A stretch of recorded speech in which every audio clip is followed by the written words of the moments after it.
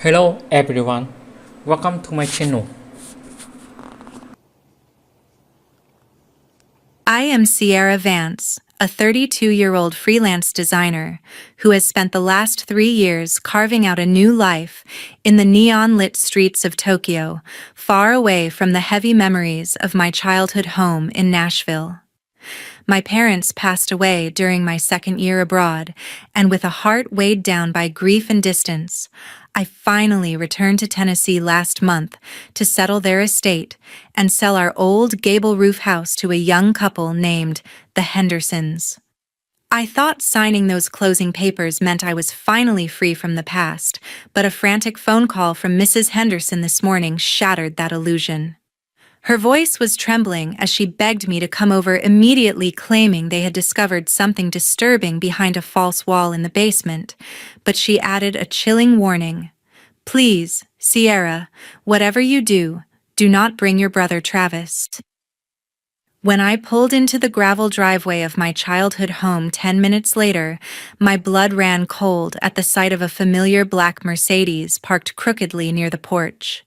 It was Travis's car, the one he supposedly bought with a bonus he never earned. I saw him through the front window pacing like a caged animal and gesturing wildly at the Hendersons, who looked terrified.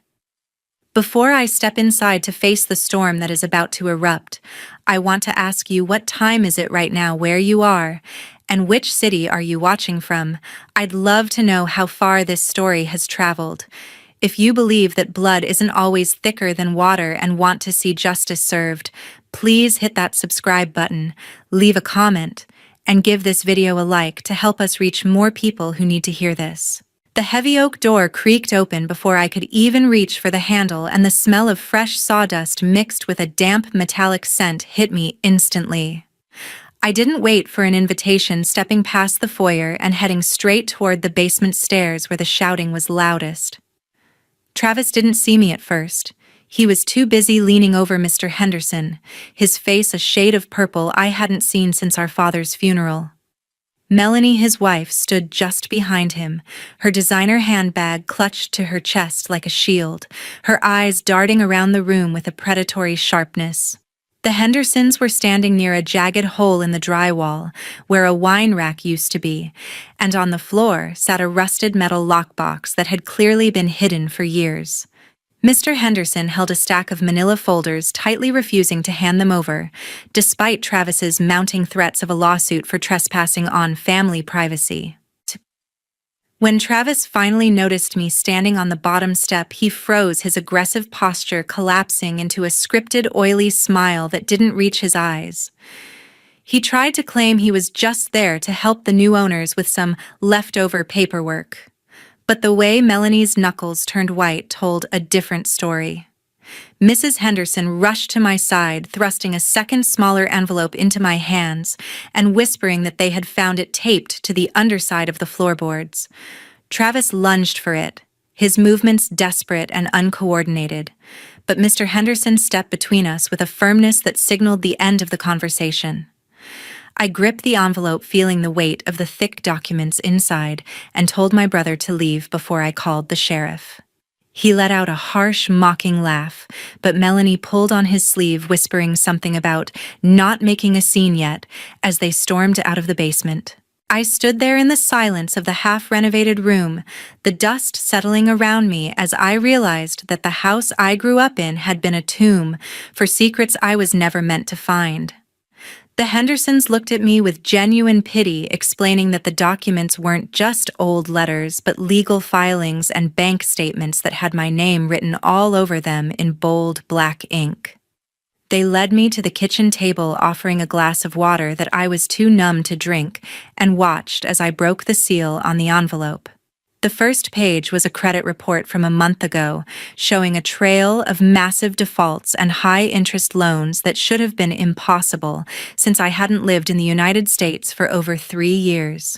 There were dozens of credit card applications, all approved, all redirected to a P.O. box in a part of town I never visited.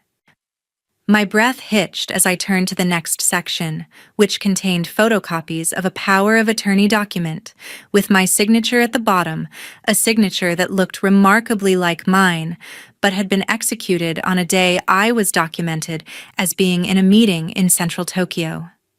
The realization hit me like a physical blow to the stomach, while I was working 16-hour shifts to send money back home for our parents' medical care. Travis hadn't just been a negligent brother. He had been a ghost living a second life using my identity as his personal bank account. I looked up at the ceiling, thinking of the quiet, dignified parents who had lived in this house, wondering if they ever knew that their eldest son was a predator. Mr. Henderson pointed to a handwritten note tucked at the very back of the pile, written in my mother's shaky, late-stage Parkinson's script. It was addressed to me, dated just 3 weeks before she died, claiming that she and my father were being held hostage by their own debts and their own son's greed. She wrote that they were terrified to call me because Travis had convinced them I was in legal trouble in Japan and that any contact would lead to my deportation.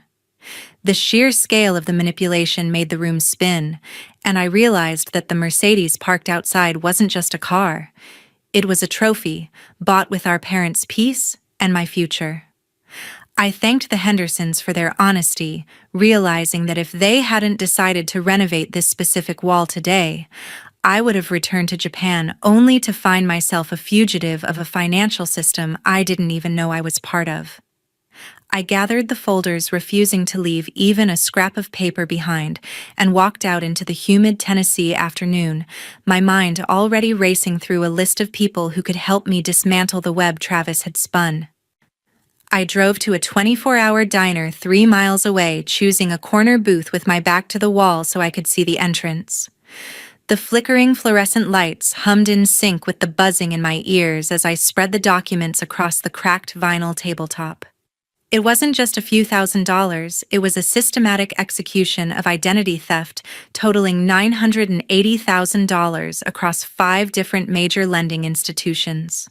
There were records of a business loan for a Vance Consulting Group, a company that didn't exist except on paper secured against my social security number, and the equity of the house I had just sold. My hands shook as I scrolled through pages of itemized charges on a platinum card, $5,000 at a boutique jewelry store, $10,000 for a luxury cruise to the Mediterranean, and countless charges for high-end furniture and designer clothing. None of it belonged to me, yet every single receipt bore my name and a digital signature that Travis had perfected. The most sickening part was the timeline. The spending sprees always coincided with the dates I had wired money home to help with Dad's chemotherapy and Mom's specialized nursing. He wasn't just stealing from me, he was using my sacrifices to fund a lifestyle of pure vanity for himself and Melanie. I found a stack of past due notices from the IRS claiming I owed over $50,000 in unpaid taxes on income I never saw. Travis had even listed me as an officer in his shell companies, making me legally liable for every fraudulent cent he moved. As I dug deeper, I found a series of medical bills for my father that had gone unpaid, even though I had sent the exact amount required to cover them every single month. Instead of paying the hospital, Travis had used that money to pay the lease on Melanie's SUV. The cruelty of it was breathtaking. I remembered the Skype calls with my parents during their final months, how they seemed hushed and anxious, always looking over their shoulders as if someone was listening. Now I knew why. They weren't just sick. They were being bullied in their own home. I looked at the signature on a home equity line of credit and saw the date. It was the day of my mother's funeral. While I was standing at the graveside blinded by tears, Travis was likely in his office finalizing the paperwork to drain the last bit of value from our family's history. I felt a surge of cold, hard resolve replace the initial shock. This wasn't just a family dispute. This was a criminal enterprise. I took out my phone and started scanning every page into a secure cloud drive, knowing that Travis would likely try to break into my rental car or hotel room the moment he realized I had the full picture. I sent a copy to an encrypted email address I hadn't used in years, a contact I made during my time working with corporate compliance in Tokyo. I realized then that I couldn't go to the local police yet. Travis had spent years building a reputation as a successful local businessman, and I was just the sister who had abandoned her family for Japan. I needed someone who dealt with federal-level financial crimes, someone who wouldn't be swayed by Travis's charm or his local connections. I remembered a name my father had mentioned once in a moment of lucidity: Lydia Thorne. She had been their lawyer for decades, but Travis had told me she retired and moved to Florida shortly after I left for Japan. Looking at the documents now, I saw a recent change of counsel form that looked suspiciously forged, removing Lydia and replacing her with a firm that specialized in high-risk debt collection. I pulled up my laptop and searched for her name, finding that she was very much still in Nashville, though her office had moved to a more modest location. I didn't sleep that night, staying in the diner until the sun began to peek over the horizon, watching the steam rise from my 10th cup of black coffee. Every time the bell above the door rang, I expected to see Travis's sneering face, but he didn't show. He was likely at home scrambling with Melanie to find a way to discredit me before I could make my move. They didn't realize that the quiet, compliant sister they thought they knew had been replaced by a woman who understood exactly how to track money through the dark corners of the banking system. I packed the folders back into the lockbox, realizing that my life in Japan was now on hold indefinitely. I wasn't just here to sell a house anymore. I was here to dismantle the man who had turned my parents' golden years into a nightmare of debt and fear. I walked out to my car, the morning air crisp and unforgiving, and typed Lydia Thorne's address into my GPS. It was time to find out exactly how much Travis had stolen from the dead and how much he intended to take from the living. The office of Lydia Thorne was located in a converted Victorian house on the edge of the historic district, a far cry from the glass and steel towers Travis frequented. When I walked in without an appointment, the receptionist tried to turn me away, but Lydia herself appeared in the doorway, her sharp blue eyes widening as she recognized my face. She ushered me into her study, which was lined from floor to ceiling with leather-bound books and the faint scent of peppermint tea. Before I could even speak, she reached into a desk drawer and pulled out a sealed, wax-stamped envelope with my father's initials on it. She explained that my father had come to her in secret 6 months before he passed, trembling, with a fear he couldn't quite articulate, and asked her to hold this for me until I returned from Japan. Lydia admitted that Travis had tried to fire her multiple times, claiming he had my written consent to handle all legal matters, but she had refused to step down until she saw me in person. We spent the next 4 hours cross-referencing the documents from the Henderson's wall with the files Lydia had been keeping in her private safe. The picture that emerged was even darker than I had imagined. Travis hadn't just stolen my identity. He had systematically isolated our parents, cutting off their phone lines and telling their friends they were too ill for visitors. He had used a forged power of attorney to rewrite their will, leaving 80% of the estate to himself and Melanie while saddling me with the remaining assets, which were actually just the shell companies and their massive tax liabilities. Lydia pointed to a specific clause in the forged will that would have made me responsible for a series of private loans Travis had taken out from shady offshore lenders. If I had signed the final inheritance papers Travis had been pushing on me, I would have walked into a financial trap that would have seen me arrested the moment I stepped back onto American soil. Lydia's voice was steady but filled with a quiet rage as she showed me the evidence of elder financial exploitation, a crime that carried heavy mandatory minimum sentences in Tennessee. She revealed that she had tried to contact me in Tokyo, but every letter she sent had been intercepted or returned as undeliverable, likely because Travis had access to the mail forwarding service I was using. We found a series of emails printed out and saved by my father where Travis threatened to stop paying for my mother's medication if they didn't sign over their remaining stocks to his consulting group. It was blackmail, pure and simple, conducted within the walls of their own home. I felt a cold knot of guilt in my chest for being so far away, but Lydia placed a hand on my arm, telling me that my parents' greatest wish was for me to be safe and successful, and that they had stayed silent to protect me from Travis's reach. She told me about a man named Julian Miller, a mid-level manager at the local bank who had suddenly been promoted after approving several of Travis's suspicious loans. Lydia suspected Julian was the inside man who made the identity theft possible, bypassing the standard verification calls to Japan. We needed Julian to talk if we wanted to link Travis directly to the fraud, but we knew he would be terrified of the consequences. Lydia suggested that I visit Julian privately before Travis could get to him, using the threat of an imminent federal audit to shake him loose. She warned me that Travis was likely monitoring my movements now, and that I should stay at a secure location she provided. As I left her office, the weight of the new evidence felt like lead in my pockets. I realized that Travis didn't just want money. He wanted to erase me entirely, to use me as a human shield for his own failures. I drove through the winding streets of Nashville, feeling like a stranger in my own hometown, watching every car in my rearview mirror for a glimpse of that black Mercedes.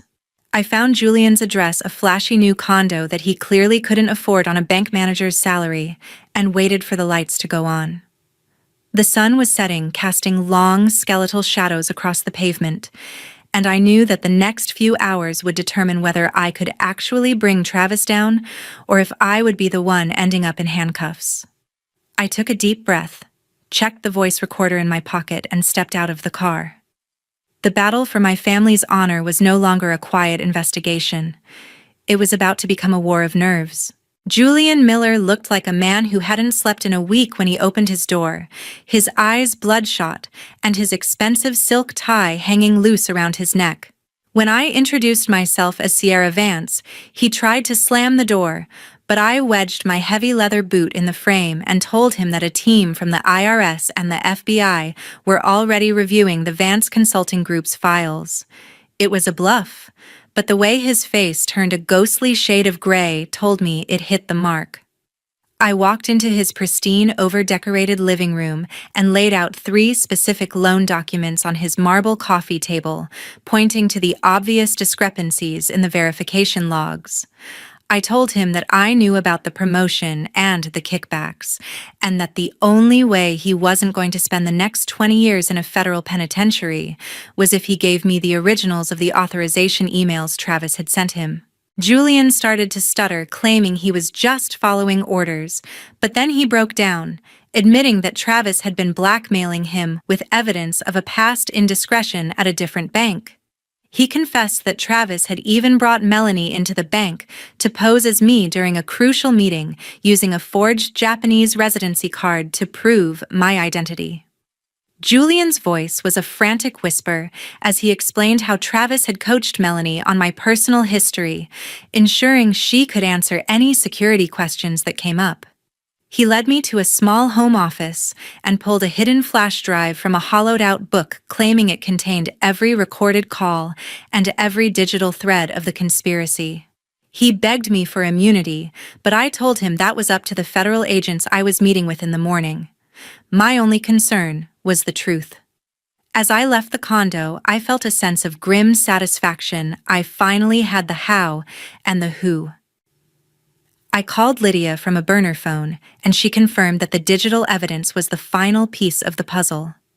However, she also gave me a chilling update. Travis had filed an emergency injunction to freeze my bank accounts, claiming I was mentally unstable and had stolen family funds before fleeing to Japan years ago. He was trying to cut off my resources to leave me stranded and penniless, so I couldn't fight back. I knew I had to act fast before the legal system swallowed me whole. I drove to a secure motel on the outskirts of town, my mind replaying Julian's confession. The image of Melanie sitting in a bank office wearing my name like a costume, while she signed away my life, fueled a fire in me that I didn't know I possessed. I realized that Travis was no longer just a greedy brother. He was a sociopath who viewed everyone, including our parents, as expendable assets. I spent the night going through the flash drive listening to Travis's voice on recorded lines, cold and calculated as he discussed liquidating the old folks' assets and keeping the brat in Tokyo in the dark. There was no love in his voice, only the cold, hard logic of a predator. I reached out to a contact Lydia had provided Special Agent Marcus Reed, a man known for his relentless pursuit of white-collar criminals. We spoke for an hour, and he was stunned by the depth of the betrayal. He told me that they had been looking at Travis for months, but lacked the direct link to the identity theft that I had just handed him. Reed instructed me to set up a meeting with Travis, a final confrontation, where he would think he was getting what he wanted, while the feds watched from the shadows. I knew this was the most dangerous part of the plan. Travis was desperate, and a desperate man with a crumbling empire is capable of anything. I sent Travis a short, simple text. I have the box and the flash drive. Let's settle this at the Blue Raven tomorrow at 7 p.m. Bring the release forms and I'll give you everything. He replied within seconds. Wise choice, sis. See you then. I turned off the phone, the silence of the motel room heavy with the weight of the coming storm. I wasn't just doing this for myself anymore. I was doing it for the two people who had died in that house, terrified and alone, because they believed their own son was their only protector. The night before the meeting, I was sitting in my motel room when the door was nearly kicked off its hinges. Travis and Melanie burst in their faces, twisted with a mix of fury and panic. Travis didn't bother with the oily charm this time. He grabbed me by the shoulders and pinned me against the wall, his breath smelling of expensive scotch and desperation. Melanie stood by the door, her eyes scanning the room for the lockbox. Her voice a shrill hiss as she called me an ungrateful bitch who was trying to ruin the life they had worked so hard to build. Travis shook me, demanding to know where the documents were, telling me that if I didn't hand them over, he would make sure I never made it back to the airport. He claimed that the house sale was illegal and that he had already talked to the Hendersons, threatening to burn the place down with them inside if they didn't retract their statement. I looked him dead in the eye, feeling nothing but a profound sense of disgust. I told him that it was over, that the feds already had the files, but he just laughed a jagged, ugly sound. He bragged about how he had outsmarted everyone for years, how he had manipulated the banks, the lawyers, and even our own father on his deathbed. He admitted right there in that cramped room that he had forged the power of attorney, while Dad was under heavy sedation, laughing at how easy it was to guide the old man's hand across the paper. Melanie chimed in, boasting about how much fun she had spending my money on Fifth Avenue, while I was slaving away for pennies in Japan. They were so arrogant, so certain of their own invincibility, that they didn't notice the small blinking light of the digital recorder tucked into the pocket of my coat on the bed. Every word of their confession, every detail of their cruelty was being captured in high-definition audio. Travis finally let me go, throwing me toward the bed, and told me that the meeting at the Blue Raven was my last chance to make things right. He said that if I signed a confession stating I was the one who committed the fraud, he would pay off the debt and let me go back to Tokyo. If not, he promised that Melanie would testify that she saw me forging the documents years ago. It was a framed trap, a final attempt to bury me under the weight of his own crimes. They left as quickly as they had arrived, leaving the room smelling of Melanie's cloying perfume and the stench of their rot. I waited until I heard their car pull away before I reached for the recorder. My heart was pounding, but my hands were steady. I called Agent Reed and played back the highlights of their visit. He told me that the recording, combined with Julian's testimony and the documents from the Hendersons' house, was more than enough for a warrant, but he wanted the live confession at the restaurant to ensure there was no way for them to wiggle out on a technicality. I realized then that Travis and Melanie weren't just greedy, they were delusional. They truly believed that they were the victims in this story, that they deserved the luxury they had stolen because they were smarter than the rest of us. I spent the rest of the night practicing my role, learning how to sound broken and defeated, so that Travis would feel safe enough to boast one last time. I thought about the Hendersons who were now caught in the crossfire, and I sent them a message to stay at a hotel for the next few days. I wouldn't let Travis hurt anyone else. As the sun rose on the day of the confrontation, I felt a strange sense of peace. The fear was gone, replaced by a cold, calculating resolve. I was no longer the little sister. I was the architect of their downfall. I dressed in a simple black suit, the same one I wore to my father's funeral, and prepared to attend the final burial of my brother's lies. The Blue Raven was the kind of restaurant where the waitstaff wore white gloves, and the hush of the dining room was broken only by the clinking of crystal. Travis and Melanie were already seated at a secluded booth in the back, looking like the picture of Nashville high society. Travis had a thick stack of legal papers laid out in front of him, and Melanie was sipping a martini, her eyes cold as ice. As I sat down, I made sure to look disheveled, my eyes downcast, playing the part of the defeated sister perfectly. Travis pushed a gold fountain pen toward me, his voice a low commanding whisper, telling me to sign the confession and end this unfortunate misunderstanding. He couldn't help himself. He started to gloat, leaning in close to tell me how he had redirected my father's life insurance payout to his offshore account, laughing about how the old man thought he was leaving a legacy for both of us. Melanie leaned in too, whispering that I should be grateful they were even giving me a way out, that I was lucky they weren't letting the IRS haul me away in front of the neighbors. I paused the pen hovering over the paper and asked him one last time, "Why, Travis? Why did you have to take everything from them? They loved you." He sneered, the mask of the successful businessman finally dropping to reveal the monster beneath. "Love doesn't pay for a Mercedes Sierra," he hissed. "They were old. They were useless. And you were gone. I was the one who stayed. So I was the one who deserved the reward. I did what I had to do to survive in a world you weren't brave enough to live in." He went on detailing exactly how he used the bank's internal systems to override the fraud alerts, bragging about the genius of his shell companies. Melanie added that they had already planned their next move, using the money from the house sale to move to a mansion in Belmead, all while I would be rotting in a cell for the debt they created. That was the moment. I looked up, the fake tears vanishing, and smiled a cold, hard smile that froze the blood in their veins. I reached into my bag and pulled out my phone, which was on an active call with Special Agent Reed, who was sitting 3 tables away. "Did you get all that, Marcus?" I asked clearly. The silence that followed was deafening. Travis's face went from smug to a sickly pale green in a matter of seconds.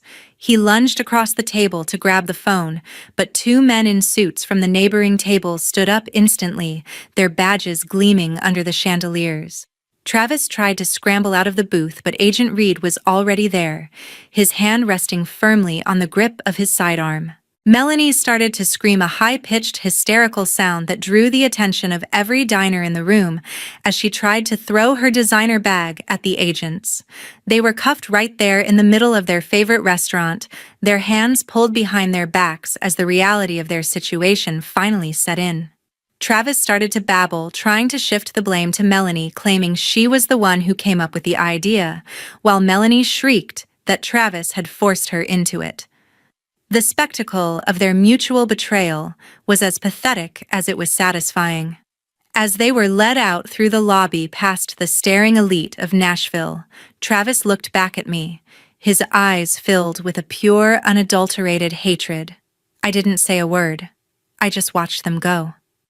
I looked down at the table, at the gold pen and the forged documents, and felt the weight of 3 years of lies finally lift off my shoulders. The Blue Raven was quiet again, the other diners returning to their meals with hushed whispers. But for me, the world felt louder and clearer than it had in a decade.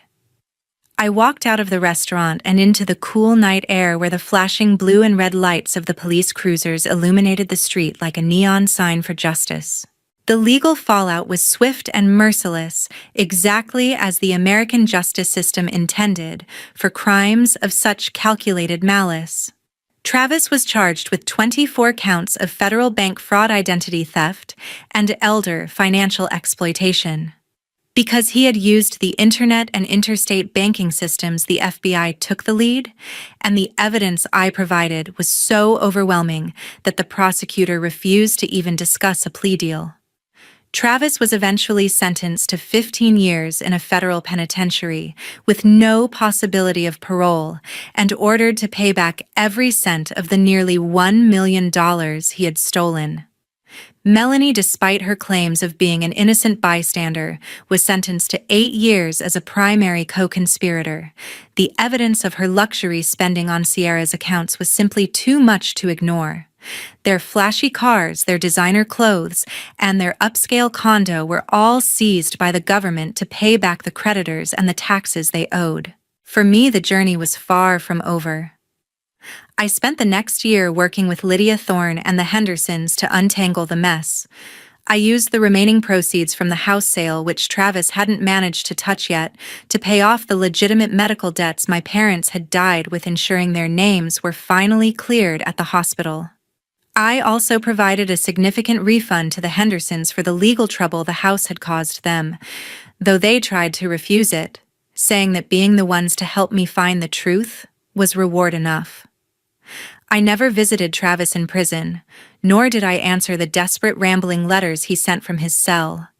The bond of blood had been severed the moment he chose a luxury car over our father's dignity. Today, I am back in Japan, but I am a different woman. I no longer carry the guilt of being the sister who left. I carry the strength of the daughter who came back to set things right. This experience taught me that family is not just a biological fact, it is a moral commitment. When that commitment is betrayed for something as hollow as money or status, the relationship ceases to exist.